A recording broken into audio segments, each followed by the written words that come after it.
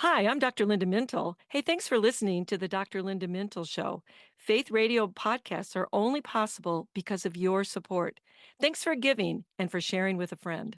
Doing life together, reaching out with hope, encouraging one another, each step along the road. You and I can make everything a little better, doing life together. Well, hi, everyone, and welcome to the Dr. Linda Mintle Show.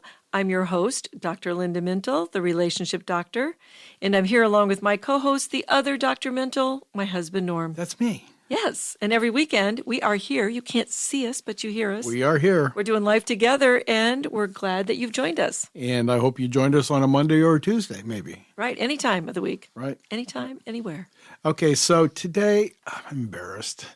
I'm going to talk to you about a TV program I find, well, The Bachelor Show. Yes.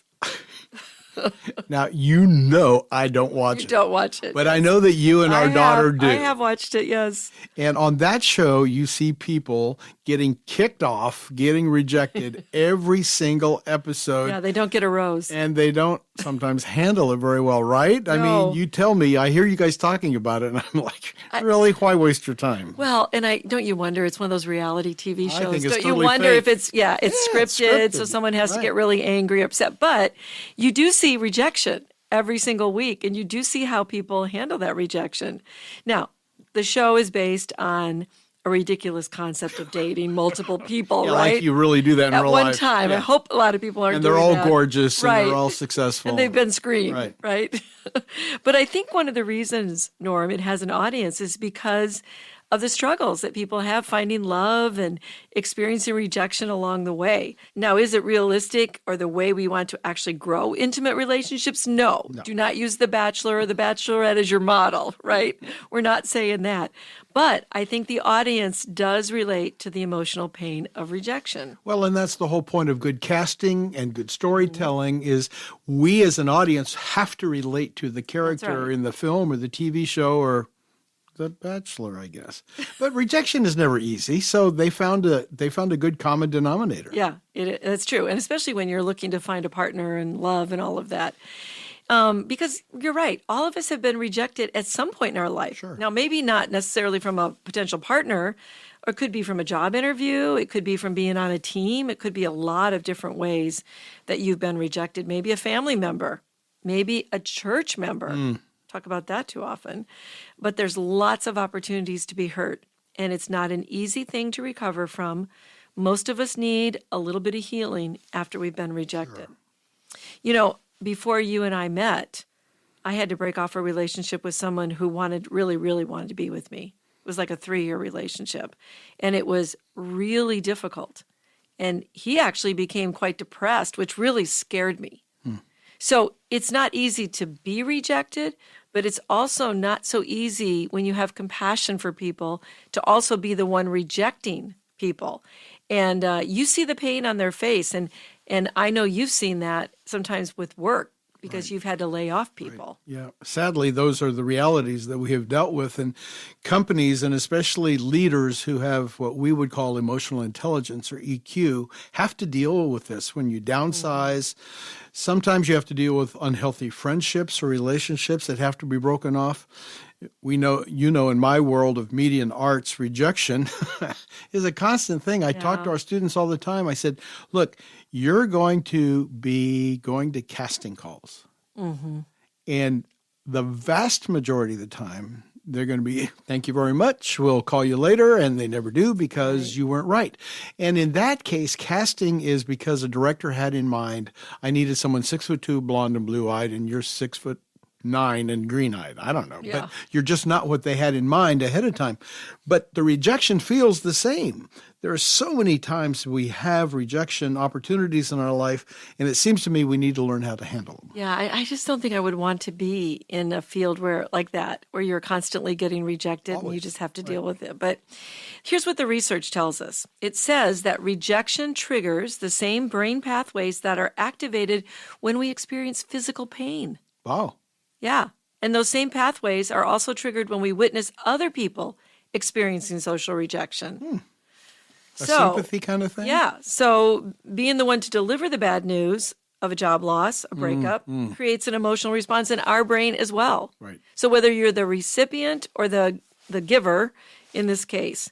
But there's a little bit good news with this. So the same natural pain killing parts of your brain that help us when we feel physical pain are released in the brain when we are rejected. So in other words, God built a way for us, the way he designed our bodies, he built into us a way to ease pain when we see a rejection, feel a rejection, have a rejection.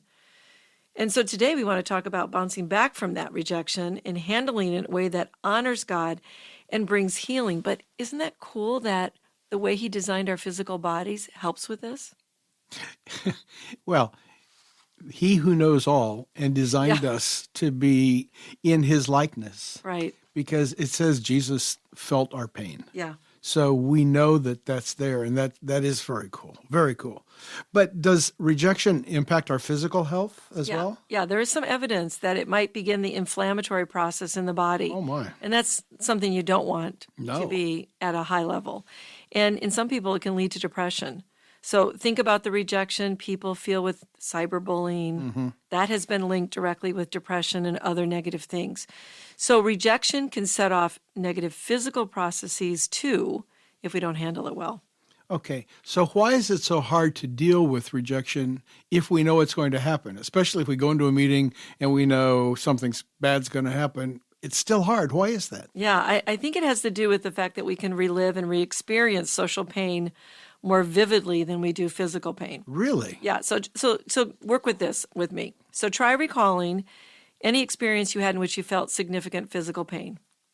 Okay. And I'm sure you can think of this as a former soccer Physical player. pain, yeah, broke Yeah. my toes. Yeah. Okay. So you can't, though, recall the memory alone. You can't elicit that physical pain. I can't refeel the pain. Yeah, you can't feel it right Okay. now. But try reliving a painful rejection. Actually, don't. Just take my word for it. And you will be flooded with many of the same feelings you had at the time. And your brain will respond much as it did at the time. So our brain prioritizes rejection experiences and it remembers them. Why is that? Why? It's just the way your brain is designed. I mean, one of the things that happens, one of the reasons it's so powerful is that rejection destabilizes this need we have to belong. So we all have a fundamental need to belong to a group, to somebody. And when we get rejected, this need becomes destabilized and the disconnection we feel adds to our emotional pain. There's a fear of disconnection. Well, you don't want to not be belonging to somebody. Right. It's a belonging need that we all have. So reconnecting with those who love us or reaching out to members of groups to which we feel strongly if we have some kind of affinity with or who value us, accept us, that is something that really helps and it soothes you after you've had some type of rejection. So feeling alone and disconnected after rejection, I think that's overlooked with a lot of people. Like it makes things worse. It creates more negative feelings in that isolation. That makes sense. And it makes sense to me why the church is so vitally important and why we need each other. The whole purpose of the church is to be together with one another. Community. Yeah. Wow. Christ reminds us we're not alone. We are deeply loved by him, but we know from experience that many people get angry and aggressive when they're rejected, and so we need the support of others to help us. Yeah, and actually rejection creates surges of anger and aggression. So listen to this. In 2001, the Surgeon General of the U.S. issued a report stating that rejection was a greater risk for adolescent violence than drugs, poverty, or gang membership. No. Countless studies have demonstrated that even mild rejection led people to take their aggression out on innocent bystanders. So, Norm, think of school shootings, violence against women, fired workers going postal. Those are all examples of the strong link between rejection and aggression. However, some of that aggression is also turned inward, which can lead to depression and other problems. And of course, that messes with our self-esteem. Yeah. One response, especially when you're dealing with romantic rejection, is to find fault with yourself, sort of to bemoan. What did I do wrong? Yeah. Well, how am I inadequate? Why am I such a bad person? It's kind of kicking yourself when you're down and, just going on and on about that rejection. But really, it's a little bit like casting, like you talked about, because in romantic relationships, sometimes it's just a poor fit. There could be a lack of chemistry. Maybe you have incompatible lifestyles. Maybe you want different things at different times, or there's other issues of mutual dynamics going on there. So blaming ourselves and attacking our self-worth only deepens the emotional pain when we're trying to recover from that rejection emotionally. Having said all that, we do need to know how to acknowledge our role in relationship problems. Right. So it seems to me that trying to reason with someone who has felt rejection doesn't work. Have you noticed that in therapy, perhaps? Yeah, because I don't think rejection really responds to reason because it's so emotional. So here's an experiment. Participants were put through an experiment in which they were rejected by total strangers. Okay? The experiment was rigged. The strangers were working with the researchers. Surprisingly, though, Norm, even being told that the strangers who had rejected them did not actually reject them, that did very little to erase the emotional pain that the participants felt. And then they took it a step further, and they told the strangers, they told them that the strangers belonged to a group they despised, like the KKK. And it didn't do anything else to help soothe their feelings. So when we're emotional, our rational thinking brain goes offline. Right. And we don't do well with rejection. And you would call that the amygdala hijack. Yes, I would. Okay, we have less than a minute before we take a break. Let's start with some strategies to handle rejection. Okay, and to bounce back from it. So you have two options. You can decide not to let it get to you or to bother you in the first place. That's one way to go. Or you can say, oh, it's not easy, but it's possible, and I can try to minimize the effects and do things to help myself through the rejection. Give me one way to do that. Okay. Yours only takes about 5 to 10 minutes. Here's a good way to approach this. Make a list of 5 qualities that you possess and that the person rejecting you would find valuable. So, for example, if you're dealing with a relationship breakup, I'm a good listener, I'm emotionally available, I'm kind in my actions. Then take one of those good qualities, write a paragraph or so about why this quality is important and would be meaningful to someone else. Oh, that sounds like a teacher to me. Sounds like a homework assignment. Well, we're going to be right back with more homework assignments for you to help deal with rejection after this break. Stay with us. The other night, I had an interesting conversation with friends at dinner. We were talking about the idea that Bible stories were not just nice stories, but they were there to help us relate to difficulties when they come. Now, I know this wasn't exactly a new thought. I know we know this.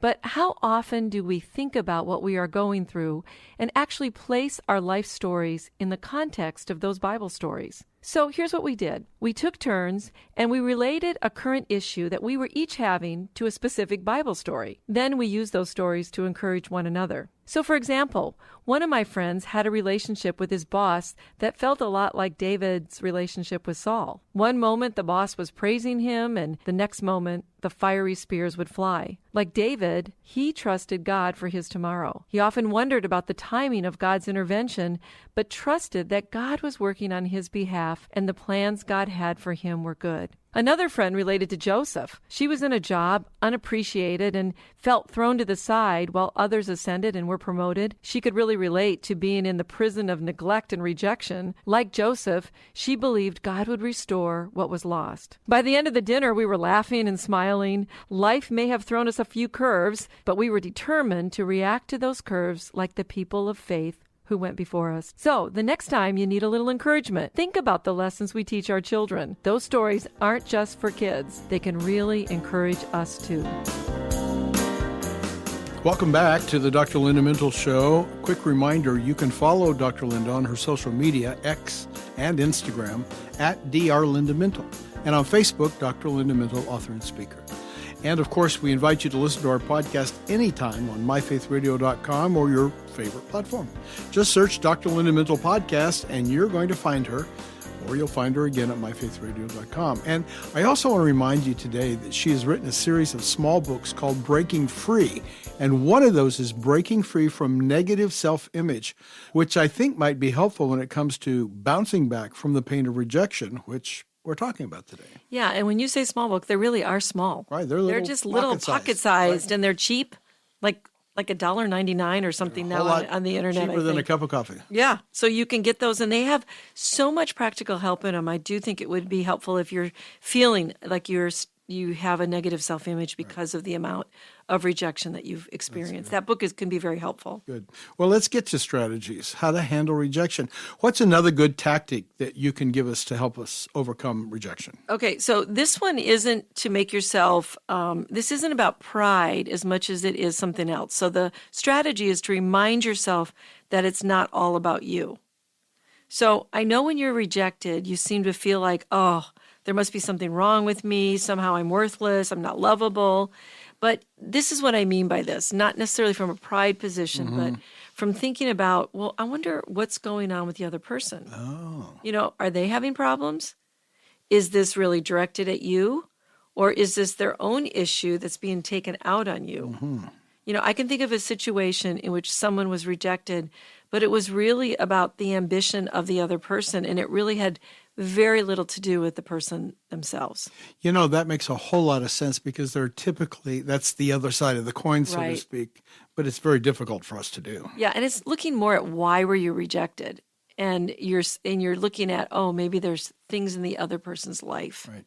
That are relating to this, but it's hard to separate those two things. Well, especially when you're stinging from this rejection, It's so hurtful at the moment.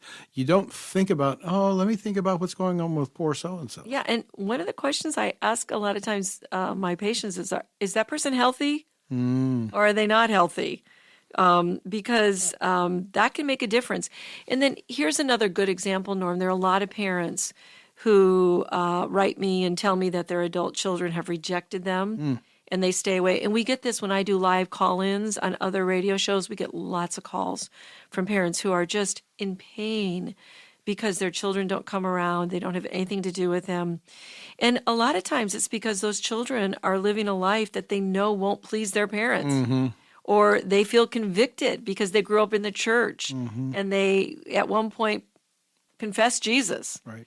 And so they want to avoid dealing with the issues. So they may not be staying away from you, but they're staying away from a situation that makes them feel very uncomfortable. And what you represent as a Christian parent. Yes. Yeah. Ooh, that's hard, isn't it? Yeah. But I don't want to sound trite or cliche, but this is the perfect opportunity for Christian parents or a friend to respond in love. Yeah. And Christ reminds us to choose love, right? It's a powerful force. It disarms people. We can forgive people when they hurt us and then release the person to the judgment of God, not to our own judgment for what's happened. And for most of us, that all is somewhat of a process. It's not something that happens overnight, but if you can continue to love that person through the rejection, it's going to make a difference in the long term. And we have talked many times on this program about the power of forgiveness. Yeah. Yeah, so that's a big part of it, and it takes time sometimes to get there. But if you choose it and you will it, and you work toward it, right? It'll come. Okay, what about this? Is it helpful to try and get that perspective? Because you say something may be going on with the person, to get the perspective of the other person, even when rejection hurts so much? Well, I'm thinking about getting a perspective of somebody else who watched your rejection. Yeah, that makes sense. Yeah, so looking at that, and that can be very good to do. If there's somebody you trust, they're a sounding board from you, they can give you perspective. So they sort of function like a better reality testing because you're just having a lot of emotions. Yeah, and so if you can find another person and you can say things like, am I overreacting? Does this make sense to you? Did they really do that? Yeah, and then you hear this other perspective. And when those other people are believers, they also can direct you back to the Bible and the importance of the power of God's word in your life. So I think finding someone who can encourage you, pray with you, remind you of God's love, care for you, and give you perspective is really critical. I think that's great. That's helpful. All right. Give us the Dr. Linda prescription for overcoming rejection. Okay, then we're going to go through a lot of steps here, and they're important. So we mentioned we didn't mention it a lot, but talking about God's character. So looking at who does God say we are and what is our identity in Christ. And if we can stay centered on that and continue, even if somebody rejects us, say, okay, I'm not rejected by God. God still loves me. God still sees me as a person of worth. It's just taking the scripture and really, really focusing in on that identity. Applying it and living in it, making it come alive for us. Yes. Yeah. And then I think the second one is to really focus on God's intentions. So, there are times in our lives when we have been rejected from things, Sure. and we think it's the end of the world, or we think, oh my gosh, I'm never going to get to where I need to be. But then we look back at our lives and we go, wow, if I hadn't been rejected from that, my path would not have led this direction. So, let's say you were trying to get into some huge program and you didn't get in, and then you got a different pathway, but you did so much better in that pathway.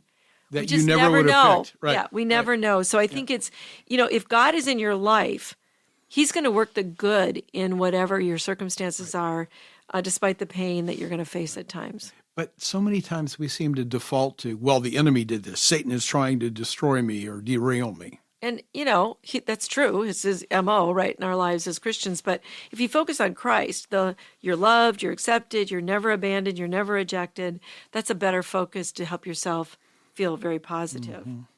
And then I think another one is just focus on the solution. So what do I do with this? I've been rejected. How is this going to go forward? I don't know, but God knows. Right. I have to trust. Yes, and acknowledge that, he is not only our healer for the pain that we feel, but he's also ordered our steps.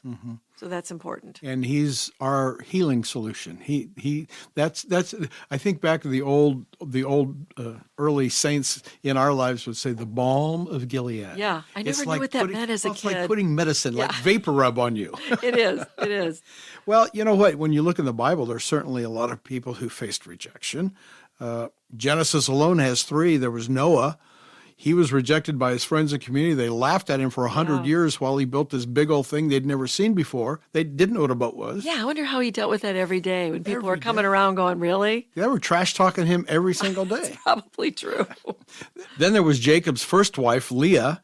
She experienced rejection from her husband, who didn't love her but loved her sister instead. I know, that would have been so hard. Oh. Yeah, that's a good one. And then, of course, the ultimate in sibling rivalry. Poor Joseph experienced rejection in such a huge way. He was thrown in a pit and then sold to the Egyptians.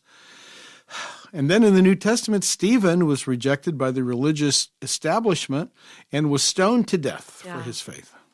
Yeah, and of course, our best example of rejection was Jesus, right? Right. In Isaiah 53, we read that first part of that chapter, and that whole chapter is about Christ being rejected. Messiah. But it's beautiful. It starts off with, he was despised and rejected by mankind, a man of suffering, familiar with pain. Like one from whom people hide their faces, he was despised, and we held him in low esteem. And the chapter goes on and talks about how he was a man of sorrow and all the different things that have happened to him. Right. So that's a powerful chapter. Oh, it's very powerful. And Norm, I've often had people read that chapter when they're really struggling with rejection and say, you have a God who knows that feeling and knows what it's like and can identify with you in your pain, but is also a God who can heal you. Right. He not only understands it, Linda, he took it on himself. Yes. On Calvary, the Bible says on the cross, Jesus took our pain, our suffering, our sin. It was so intense. He took it for all humankind from the beginning to the end of time.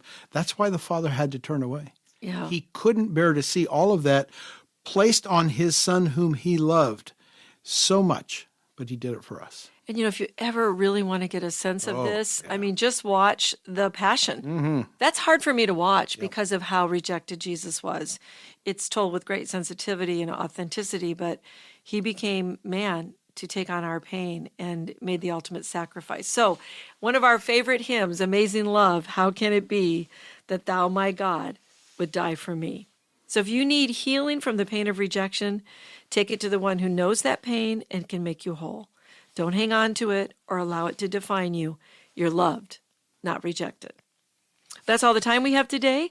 Many thanks to my co-host, Norm Mental, who makes the show a conversation, and to our technical producer, Katie Sims Wilson. And from all of us here at Faith Radio, we'll talk to you again next weekend.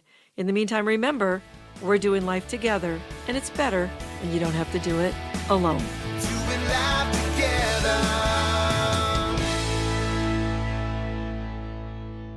Hey, thanks for listening to this conversation from the Dr. Linda Mintle Show. These conversations are available because of your support. Become a supporter now at myfaithradio.com.